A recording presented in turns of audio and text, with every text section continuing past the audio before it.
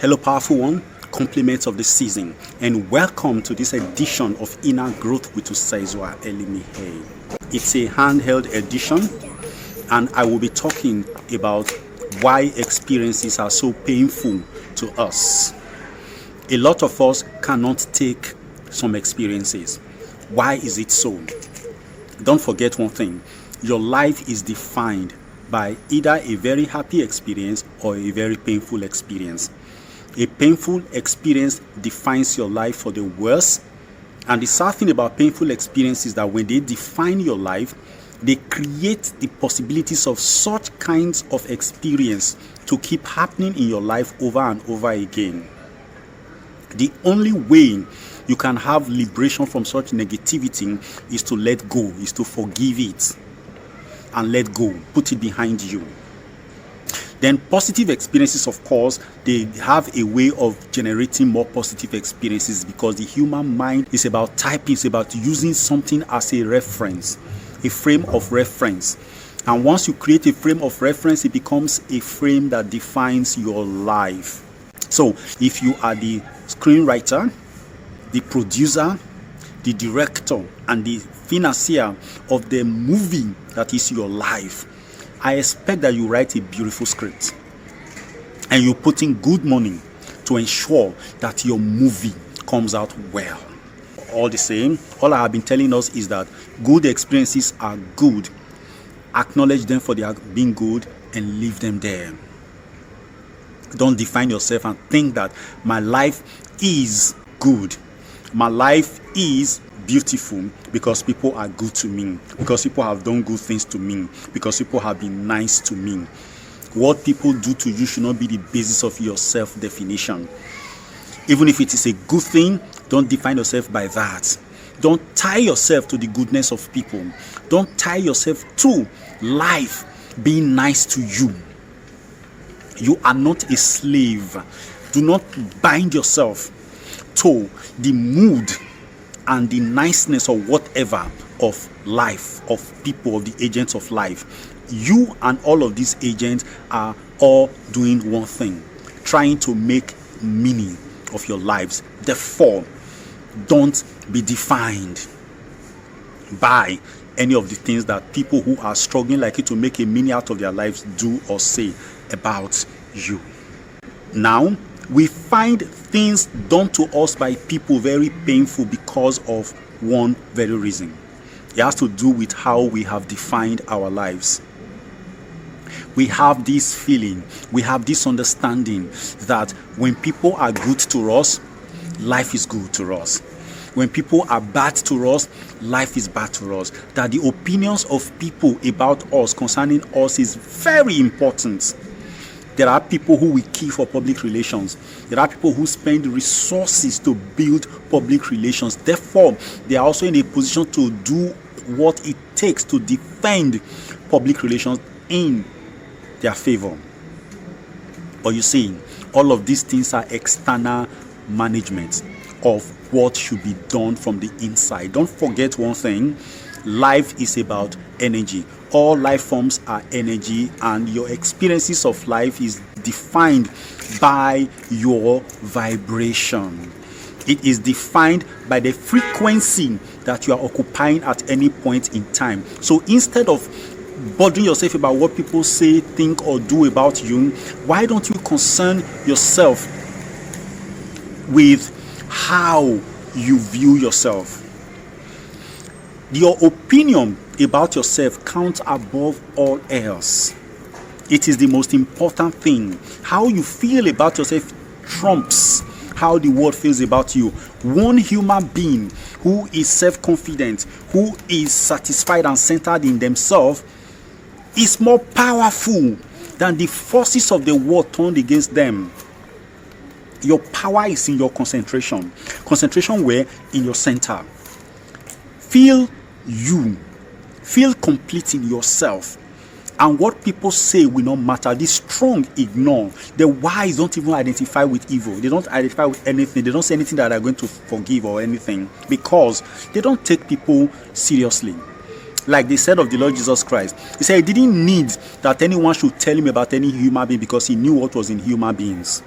My focal point in my discussions with you on this channel is to make you the centerpiece of your being. I am not going to ask you to go and look for God somewhere out there.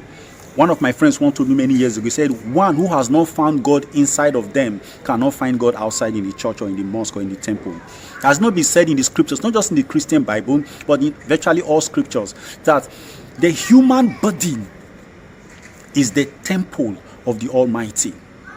You are the temple. If the temple of the Almighty is your body, should you go and start looking for God elsewhere? When I say to people, have faith in yourself, believe in yourself, they think that I am telling them to not trust God. There is no God to be found outside if you cannot find him inside of you. God is on your inside. See, when a human being learns to have faith in themselves against all odds, what will happen over time as they begin to practice that self-belief, that self-faith, they will discover that there is something that looks like a well of possibilities on their inside. The more they contemplate that well of possibility, they will realize one shocking fact, that that well of possibility is not a well after all. It is a tributary of the ocean of all possibilities. And once a human being gets to that point, there is no going back. That is the beginning of enlightenment. Now, what are we talking about? Christ said, those that believe in me, out of their bellies will flow rivers of living water. He didn't say one river. He said rivers of living water. What does a river mean? A river simply means an experience. And living water simply means that on a daily basis, there will be fresh feelings. That, like the saying, the steadfast love of the Lord never ceases. It is new every morning. It is new every day. Great is your faithfulness, O Lord. So, the steadfast love of God is forever new. Just like you are a human being, so also is the experience that makes you a human being is supposed to be fresh. You become a true human being when you are having fresh experiences of life. It means that on a daily basis you are developing, you are making new discoveries about yourself. You are not dwelling on past experiences, you are not a scavenger. You feed on fresh meat, fresh food right now. That is what it's all about. It's about freshness of experience, about freshness of life. The experiences of yesterday are no longer useful for today. They are spent, they are past. You need fresh ones. Therefore, faith in yourself is an indirect faith in the Almighty. And when you have that and you maintain it, you will discover that on a daily basis, there are freshness. You really don't need anybody to make you happy. You don't need anybody to make you miserable. But when you depend on external life to make your life, to make your day, this is where when people misbehave, you begin to take offense. Now, there are two types of people I have come across. There are those who believe that people are naturally good and they expect them to do good things to them. And when those people disappoint them, they are devastated.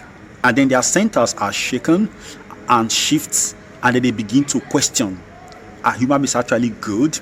Are they actually bad? Is it like, or is it this person? And there are those who just don't have faith in humanity. They don't believe that human beings are good. They feel that human beings are evil. Therefore, they are expected to misbehave. What I'm talking about is that be neutral.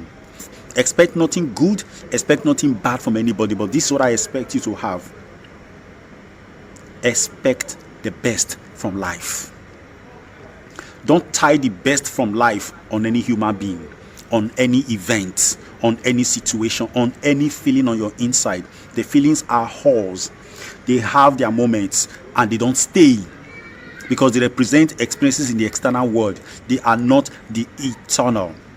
So don't trust feelings, don't trust experiences. When you detach from feelings and experiences of your inside, you will find out that you will be able to break through the crowd of distractions that are within you, and you will come across the still small voice. You will come across the still, the pure, the unruffled water, from which you will see a full reflection of yourself, and then you realize that you have been sharing a room with infinite possibilities and you never knew it. Start today. Start having faith in yourself. Start believing in yourself, and hate nobody, expect no evil from nobody, don't expect anything from anybody. Just trust that life will have its full positive course in your favor. That way you will live a life of immense possibilities. It begins from there. If you are depending on what people are doing or saying, if you are judging your life on the basis of that, it means you are picking very limited possibilities. These are limited possibilities. These are possibilities that are based on your experiences. They are actually probabilities because there are not enough data to back them up. 20 experiences of life are not enough for you to draw a conclusion on life, because life is infinite. So depend, rest, lean on the unknown. In the unknown is your infinity. Therefore, start with yourself. But you see, to have faith in God, you cannot do that because you have not seen God. So start by having faith in God's perfect work, which is you. Okay? If you cannot trust yourself, you can't trust God. That's for real. So begin to build faith in yourself. That is the starting point, because the beginning of divinity is humanity. So if you want to trust God, if you want to have faith in God, begin by having faith in yourself. That is the beginning. You will finally discover that it's yourself you're having faith in is actually the extension of the Almighty. So you're having faith in the Almighty. Thank you.